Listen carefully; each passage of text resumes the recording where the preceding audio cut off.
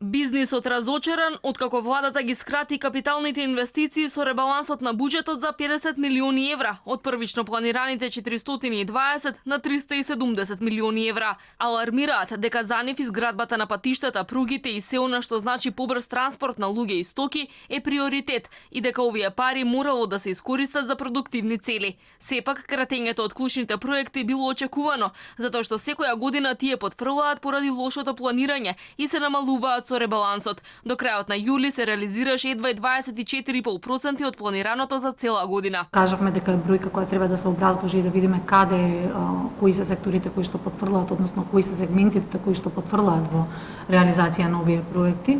Меѓутоа, во секој случај важен е и очекуван беше практично ребалансот, како овие средства би можеле да се наменат соодветно во годината, да не останат како неискористени и секако да бидат вложени во проекти кои што ќе има можност да дадат некакви резултати до крајот на годината. Кратењето кај капиталните инвестиции за 50 милиони евра за да се зголемат платите во јавниот сектор за 5% и субвенционирање на платите во стопанството за владата не е проблем. По бурните реакции во јавноста по објавата на ребалансот на буџетот, од владата велат дека тоа било вложување во човечкиот капитал. Ако денеска прашате што е најголем проблем во стопанството, ќе ви кажат дека најголем проблем е обезбедувањето на работната сила.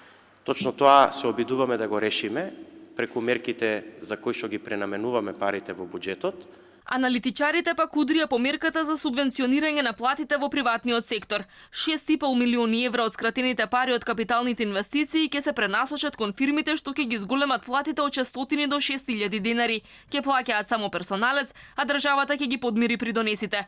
Годишно пак за ова ќе се одвојуваат 40 милиони евра. Експертите пак велат дека мерката мора да се измени за да се намали давањето на плата на рака. Ако се ограничи износот на платите и се намалува субвенционирањето секоја наредна година, мерката ќе имала ефект, а од буџетот ќе се потрошиле 12 милиони евра помалку за оваа намена. Да се ограничи само на субвенционирање на плати до 24.000 денари, со што би се опфатиле 87,5% од примателите на плата во Плико.